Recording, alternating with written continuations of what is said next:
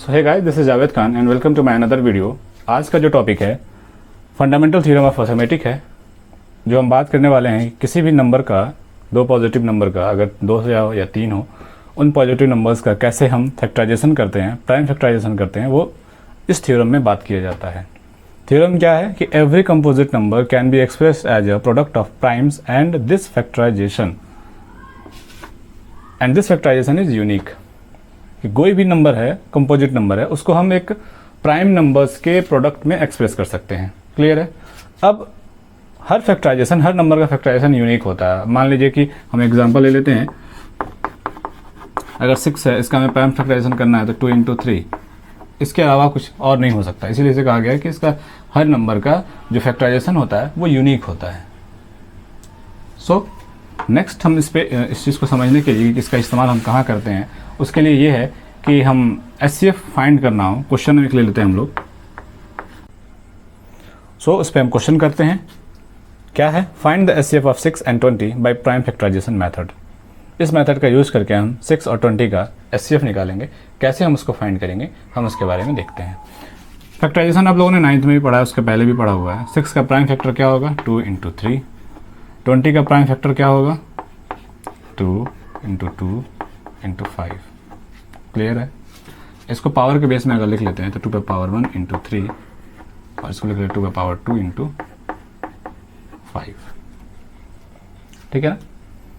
अब इसका हम कर लें HCF एंड LCM भी इसमें हम लोग कर लेते हैं। दोनों फाइंड करना हो अगर प्राइम फैक्टराइजेशन मेथड से, तो कैसे करेंगे? सबसे पहला काम होगा कि उसका हम प्राइम फैक्टराइजेशन करें, फिर उसके बाद से हम उसका HCF निकालें और LCM निकालें। HCF निकालने का क्या तरीका है? HCF लिखना हो 6 और 20 का, सिंपल सा है। दोनों में जो कॉमन है उनका सबसे लोवेस्ट पावर क्या है, उनका ही प्रोडक्ट क्या होगा? HCF होगा। तो इसमें क्या है? 2, और यहाँ पे क्या है? 2 पे पावर 1 है, यहाँ का 5 पे पावर 1 है, लेकिन ये कॉमन नहीं है ये दोनों, तो इसलिए इन दोनों को हम कंसीडर ही नहीं करेंगे। इसको कंसीडर करेंगे तो 2 पे पावर 1 सबसे लोवेस्ट है, तो इसलिए इसका HCF जो होगा वो 2 होगा। क्लियर है। अब LCM जब होगा इसका 6 और 20 का, तो इसमें देखा जाता है हाईएस्ट पावर क्या है उसका। तो दोनों में जो कॉमन है उसका हाईएस्ट पावर क्या है? 2 के पावर 2 इंटू, जो कॉमन नहीं है उनको भी लिख लेते हैं 3 इंटू 5। तो इसका आंसर क्या आ जाएगा? 60। सो HCF और LCM हमने इसका निकाल लिया। अब LCF और HCM हमारा सही आया है कि नहीं आया, उसको चेक करने के लिए हम एक छोटा सा हम लोग टेस्ट कर सकते हैं कि ये होता है कि HCF का और जो आया है यानी कि 6 और 20 का into LCM of this number वो इक्वल होगा उन दोनों नंबर के प्रोडक्ट के। तो इसका HCF क्या है? 2 और LCM क्या है? 60। दोनों को मल्टीप्लाई करिए और इसको 6 इंटू 20 120, और इसका भी आएगा 120। तो हमारा आंसर सही है, चेक कर सकते हैं। ठीक है, नेक्स्ट पे चलते हैं। नेक्स्ट एग्जांपल, अगर ये 3 हो जाए तो कैसे करेंगे? सेम प्रोसेस रहेगा। ठीक है। LCM, find HCF and LCM of 6, 72 and 120। इसका निकालना बाय प्राइम फैक्टराइजेशन से, तो कैसे करेंगे वो देख लेते हैं हम लोग। 6 का वही होगा 2 इंटू 3, 72 का निकाल लेते हैं 2 इंटू 2, 3 इंटू 3, क्या होगा इसका? 2 पे पावर 3 इंटू 3 का पावर 2। 120 का क्या होगा? 2 2 24 इंटू 5 यानी कि 120। इसको भी लिख लेते हैं अगर, तो 2 पे पावर 3 इंटू 3 इंटू 5।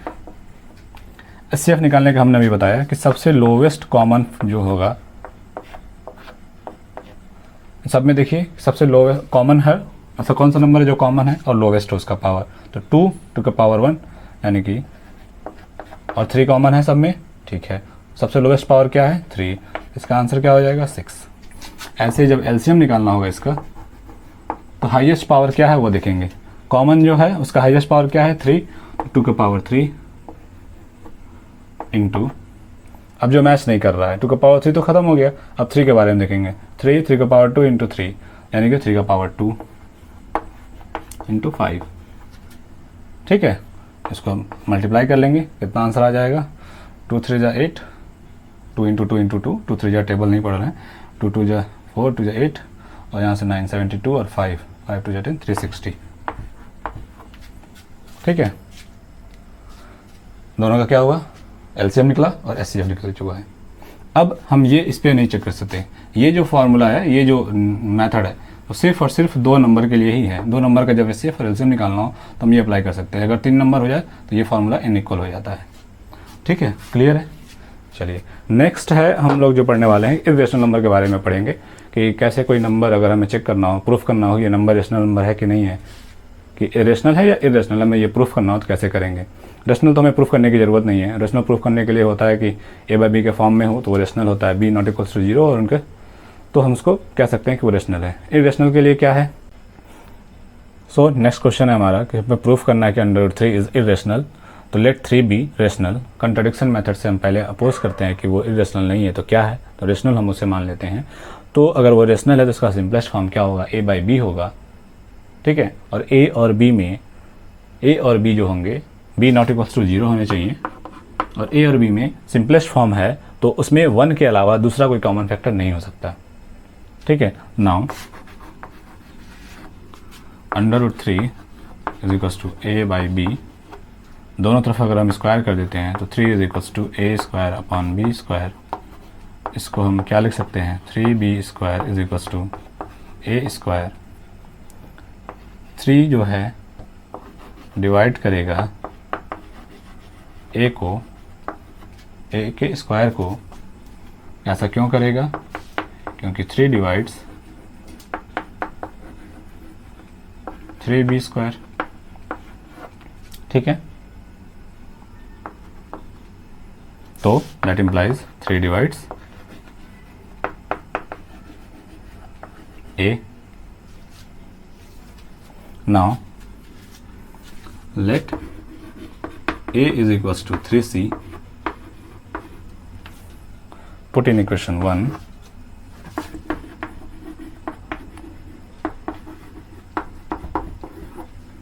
तो a की जगह हम 3c पुट कर दें तो 3b square is equals to 9c square. ठीक है, तो b square is equals to 3c square, b square is equals to 3c square हुआ। क्लियर है, तो 3 डिवाइड्स b स्क्वायर, 3 जो क्या कर रहा है, b को डिवाइड कर रहा है। ऐसा क्यों कर रहा है वो, क्योंकि 3 डिवाइड्स 3c स्क्वायर क्या इंप्लाई करेगा कि 3 divides b।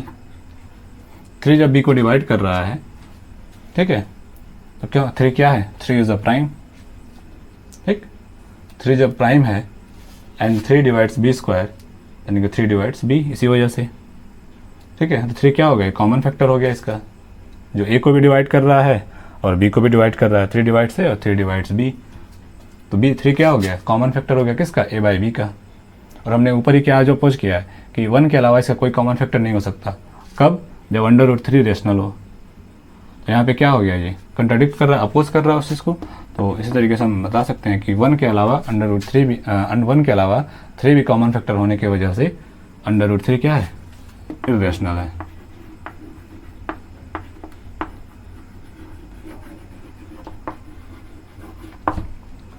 Thank you. Video को लाइक शेयर कमेंट जरूर करें। वीडियो पसंद आया, वर्थफुल लगा हो तो वीडियो को शेयर भी करें और लाइक भी करें।